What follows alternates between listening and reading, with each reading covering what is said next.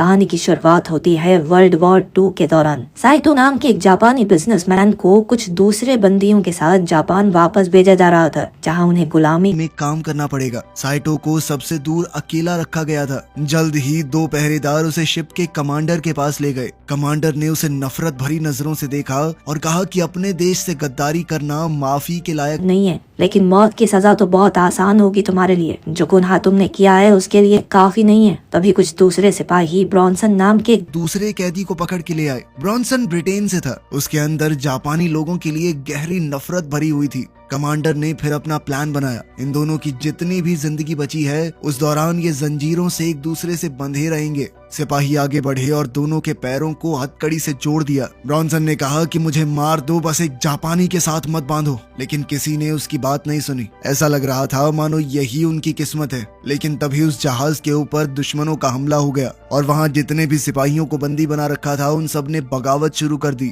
Bronson और cyto इस मौके का फायदा उठाकर भागे और सिपाहियों के साथ लड़े। एक सबमरीन ने जहाज के करीब आकर उस पर मिसाइल चला दी। कैबिन में सिर्फ ऑफिसर और दोनों बंदी बचे हुए थे। कमांडिंग ऑफिसर ने बंदूक निकाली उन दोनों को मारने के लिए, लेकिन ब्रॉन्सन ने बड़ी तेजी से साइटो को पकड़ा और दोनों समुद्र में कूद गए, इससे पहले कि पूरा जहाज ही फट जाए।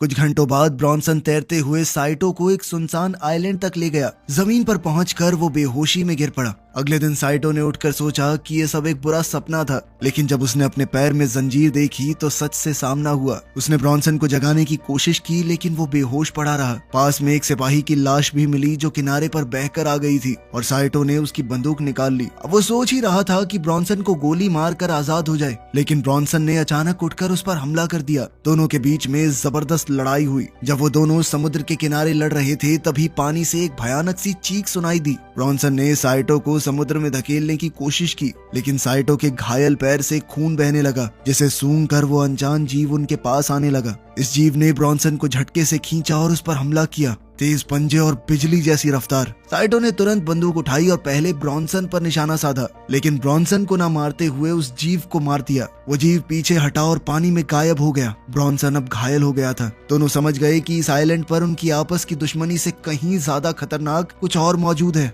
दोनों ने एक समझौता किया ताकि जिंदा रह सकें। बीच से थोड़ी दूर जाकर ब्रॉन्सन ने पूछा कि वो जीव क्या था, लेकिन वो दोनों अलग भाषा बोलते थे तो साइटो ने सिर्फ समझने का नाटक किया, लेकिन उसका चेहरा साफ दिखा रहा था कि वो जानता है कि उसने अभी क्या देखा है। साइटो कुछ वक्त के लिए चुप रहा, सोचता रहा कि आखिर कैसे बचा जाए, लेकिन आखिर में हताश होकर वो समझ गया कि यहाँ मरना तय है। लेकिन ब्रॉन्सन ने उसे तुरंत रोक दिया और कहा कि तुम पागल हो गए हो क्या। फिर उसने बंदूक की आखिरी गोली निकालकर साइटो को दी और कहा कि हम दोनों को मिलकर उस जीव से लड़ना होगा जो उनका पीछा कर रहा है।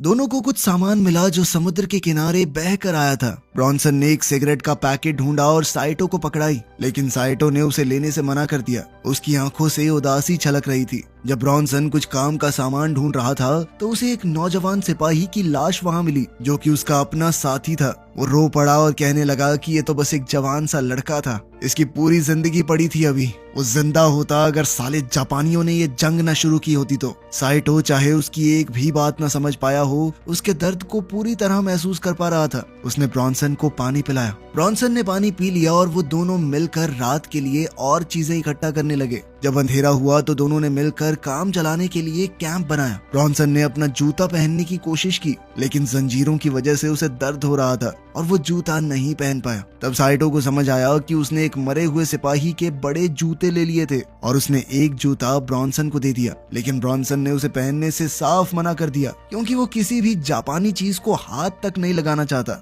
साइटो ने कुछ क्रैब्स पकड़े और अपने नए साथी को खिलाए। ब्रॉन्सन जो अब दिनों से भूखा था उसे लेने के लिए पहले तो हिचकिचाया, लेकिन फिर उसने खाना ले लिया, लेकिन वो क्रैब उसके हाथों से मिट्टी में गिर गया। साइटो ने ये देखकर अपना क्रैब उसे दे दिया। ब्रॉन्सन ने पहले तो मना कर दिया, लेकिन फिर साइटो ने जिद की और क्रैब उसके पास रख दिया। ब्रॉन्सन बहुत भूखा था। जैसे ही उसने क्रैब को चखा उसे बहुत पसंद आया। धीरे धीरे दोनों एक दूसरे के साथ थोड़ा खुलने लग गए। फिर ब्रॉन्सन ने अपने बारे में ढंग से बताया और साइटो कुछ कुछ समझ पा रहा था। वो उसका नाम लेना भी सीख गया। फिर उसने बताया कि मेरा नाम साइटो है। ब्रॉन्सन ने पूछा कि हम इन जंजीरों का क्या करें, लेकिन साइटो चुप रहा। बाद में ब्रॉन्सन ने एक हथियार बनाया ताकि चेन काटी जा सके। उसने कोशिश की लेकिन वो कामयाब नहीं हुआ। तभी साइटो ने चेन के कमजोर हिस्से की तरफ अपने पैर से इशारा करते हुए जापानी में कुछ कहा। ब्रॉन्सन समझ नहीं पाया, लेकिन उसका इशारा देखकर उसने सोचा कि क्या उसे कोशिश करनी चाहिए। साइटो ने उसे हौसला दिया और 2 वार करते ही चेन ढीली पड़ गई। अब ब्रॉन्सन की बारी थी और साइटो ने हथियार मांगा, जिससे ब्रॉन्सन थोड़ा घबरा गया, लेकिन फिर भी उसने भरोसा किया। जब साइटो ब्रॉन्सन के पैर के पास चेन पर मारने लगा तो ब्रॉन्सन ने कहा कि भाई मुझसे नहीं देखा जाएगा, मैं अपनी आंखें ढक रहा हूँ। ये बात सुनकर साइटो हंस दिया। फिर एक ही वार में उसने ब्रॉन्सन को आजाद कर दिया। ब्रॉन्सन खुशी से झूम उठा कि उसका पैर नहीं गया और वो दोनों खुशी से जश्न मनाने लगे, लेकिन उनकी आवाज ने अंधेरे में छुपी हुई किसी चीज का ध्यान खींच लिया। साइटो को महसूस हुआ कि कोई चीज उनके पास आ रही है और दोनों सतर्क हो गए, लेकिन वो प्राणी जल्द ही वहाँ से गायब हो गया। दोनों ने हथियार उठाए और सबूत ढूंढने निकल पड़े। साइटो को रेत में कुछ निशान मिले और उसने एक छोटी सी जांच शुरू की, लेकिन तभी एक आवाज ने उसका ध्यान खींच लिया। जब उन्होंने पलट कर देखा तो पता चला कि ये तो 2 जापानी फौजी हैं, जिनके साथ एक कैदी भी है। ब्रॉन्सन को शक हुआ कि साइटो अब उसका साथ छोड़ देगा, लेकिन साइटो ने ब्रॉन्सन को दिखाने के लिए कि वो उस पर भरोसा कर सकता है, अपना हथियार उसे दे दिया और कहा कि जल्दी से छुप जाओ। साइटो वहीं रुक गया और उसने देखा कि खाना उबल रहा है। तभी एक फौजी को कुछ महक आई और वो देखने गया, जहां उसे लगा कि कोई कैंप में सो रहा है। साइटो सामने आ गया और कहा कि गोली मत चलाना,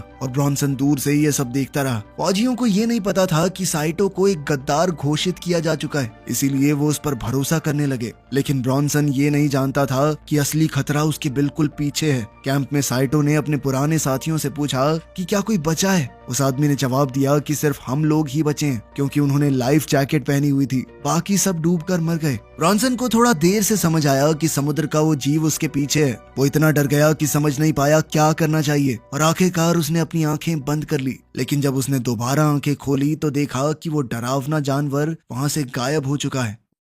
अब जापानी फौजी साइटो से पूछताछ कर रहे थे कि क्या पक्का यहाँ पर कोई और नहीं है। साइटो ने कहा कि वो अकेला है, लेकिन सिपाहियों को शक हो गया, क्योंकि उन्हें ब्रॉन्सन के वहाँ होने के कुछ सुराग मिले थे। एक फौजी अपनी तलवार लेकर उठा और कहने लगा कि जहाज डूबने से पहले एक अफवाह उड़ी थी कि एक गद्दार और दुश्मन को एक साथ जंजीर से बांध दिया गया है। जब उन्होंने साइटो के पैर से कपड़ा हटाया तो वो समझ गए कि साइटो एक गद्दार है। दूसरे फौजी ने उससे पूछा कि वो भगौड़ा कहाँ पर है। साइटो ने कहा कि वो मर चुका है, और उसने एक कब्र की ओर इशारा किया जहां उन लोगों ने ब्रॉन्सन के दोस्त को दफनाया था। एक जापानी फौजी ने कहा कि साइटो सिर्फ एक गद्दार नहीं, झूठा भी है, और धमकी दी कि अगर उसने सच नहीं बताया तो वो उसका गला काट देगा। तभी एक भयानक दहाड़ पूरे टापू पर गूंजी और सब लोग रुक गए। वहां मौजूद दूसरा कैदी डर के मारे चिल्ला पड़ा कि ये जीव जो भी है इंसान तो नहीं है। वो घुटने के बल गिर गया और अपने बचाव के लिए प्रार्थना करने लगा। एक सैनिक ने सबसे छोटे सिपाही से कहा कि जाके देखो किस चीज की आवाज है। वो ब्रॉन्सन के पास पहुंचा।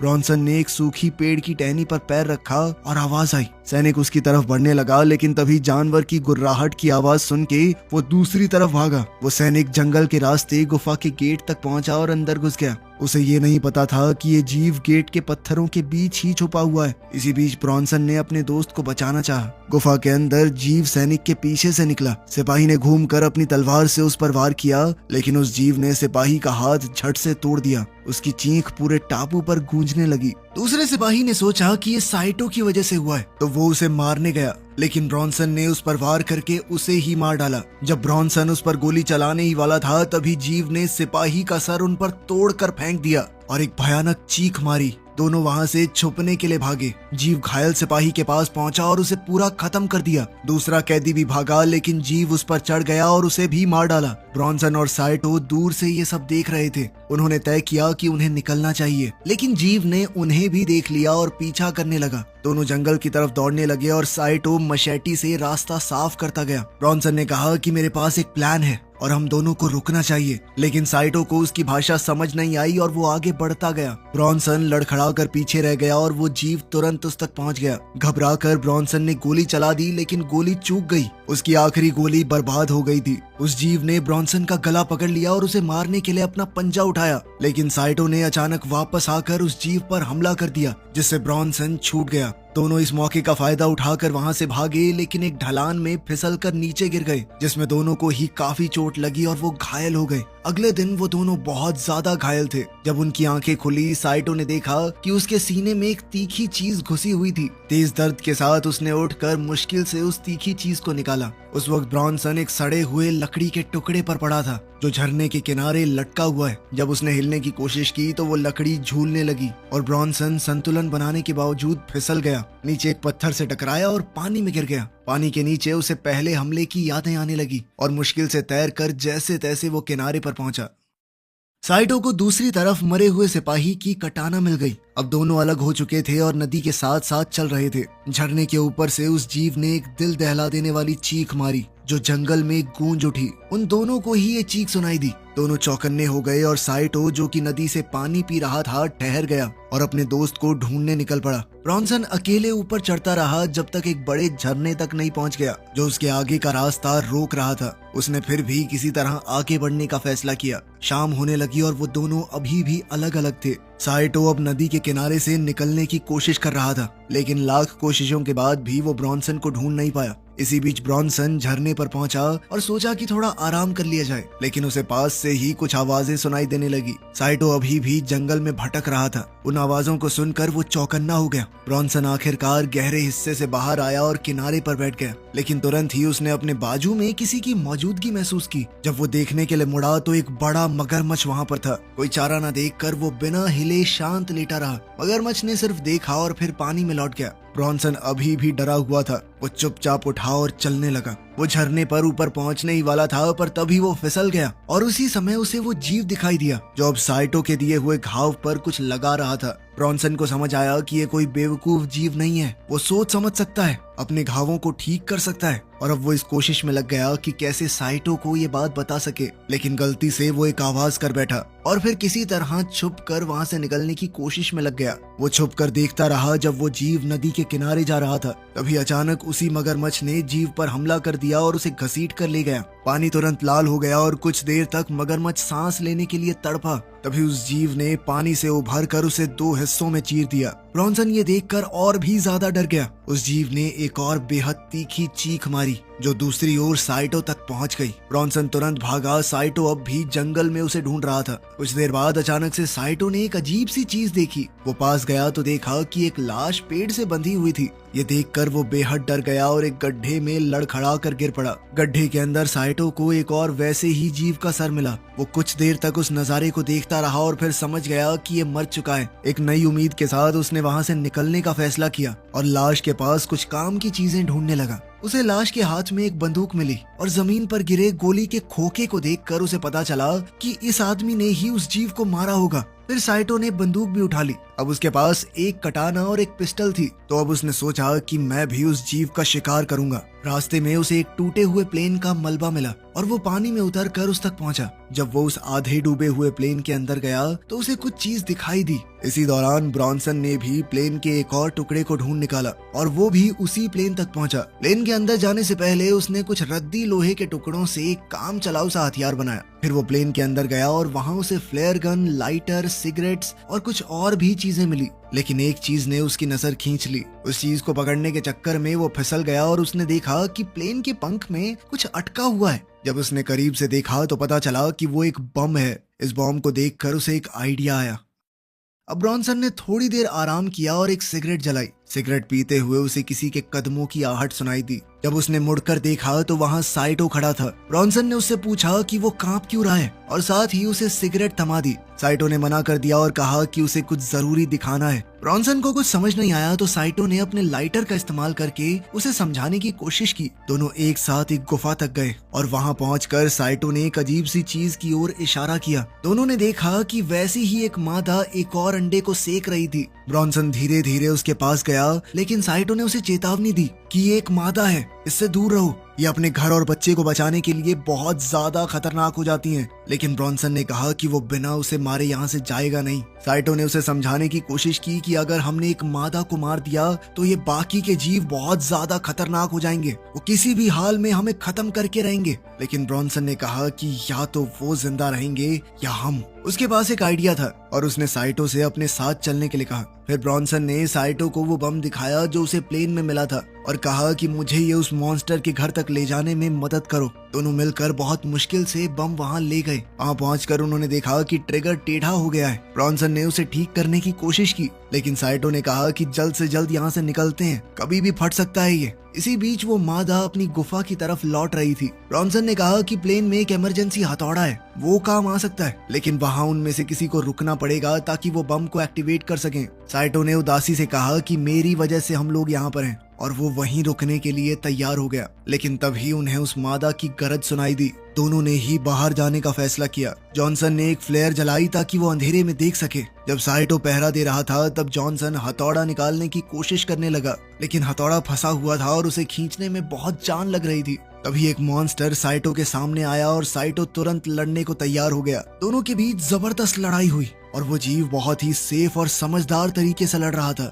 आखिर में ब्रॉन्सन हथौड़े को प्लेन से निकालने में कामयाब हो गया। साइटो ने डट कर उस मॉन्स्टर का मुकाबला किया और उसे प्लेन के करीब धकेल दिया। ब्रॉन्सन को हथौड़े से कई बार वार करने का मौका मिला। वो दोनों ही उस जीव के साथ लड़ाई में लग गए और कुछ देर के लिए उसे एक कोने में दबा भी दिया। लेकिन जब उन्होंने आसमान की तरफ देखा तो उन्हें आग धीरे धीरे बुझती हुई नजर आने लगी। फिर जब उन्होंने सामने देखा तो वो जीव वहां से गायब हो चुकी थी। फिर दोनों जल्दी से गुफा की तरफ लौटे ताकि काम पूरा कर सकें। साइटो एक बार फिर से पहरा देने लगा, जबकि ब्रॉन्सन बम के लैच को ठीक करने की कोशिश कर रहा था। जैसे ही ब्रॉन्सन ने वो लैच ठीक किया, उस जीव ने पीछे से हमला बोल दिया, लेकिन साइटो ने तुरंत उस जीव के सीने में छुरा घोंप दिया। जैसे ही वो उसका सर काटने की तैयारी कर रहा था तो उस जीव ने उसे दीवार पर दे मारा और फिर वापस ब्रॉन्सन पर हमला किया और उसे भी जबरदस्त हमला करके घायल कर दिया। साइटो ने जैसे तैसे अपनी हिम्मत बटाई, उठा और अपना हथियार भी उठाया और एक ही झटके में उस जीव की आंख में गोली मार दी, जिसके बाद उस मॉन्स्टर ने ब्रॉन्सन को छोड़ दिया।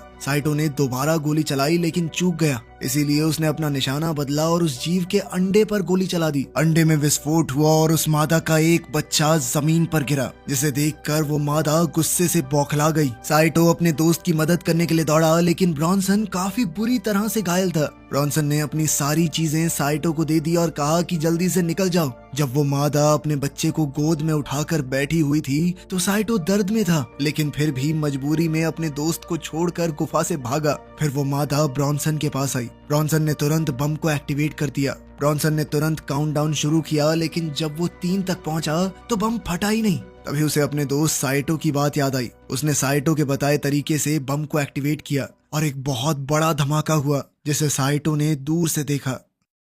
अपने दोस्त को खोकर साइटो बहुत उदास हो गया। फिर उसे वही भयानक चीख सुनाई दी और उसे समझ आ गया कि वो जीव अभी भी जिंदा है। अब उसने झाड़ियों के बीच से भागना शुरू किया और वो मादा भी उसका पीछा करते हुए जंगल के रास्ते से भाग रही थी। साइटो समुद्र के किनारे पहुंचा और निराश होकर घुटनों के बल गिर गया, लेकिन फिर उसे अपने दोस्त की कुर्बानी याद आ गई और गुस्से में उसने लड़ने का फैसला किया। जैसे ही वो मादा समुद्र किनारे पहुंची और देखा कि कोई उसके सामने घुटनों पर बैठा है तो वो एक ही झटके में उस पर झपट पड़ी, लेकिन वो एक जाल था। साइटो रेत से उठा और उस जीव के सामने खड़ा हो गया। उसने उस जीव पर वार किया, लेकिन खुद भी घायल हो गया। उसने हार नहीं मानी और उस जीव का सामना करने के लिए दोबारा खड़ा हो गया। उसने उस मादा को ये कहकर ललकारा कि मार दिया ना तेरे बच्चे को, आजा।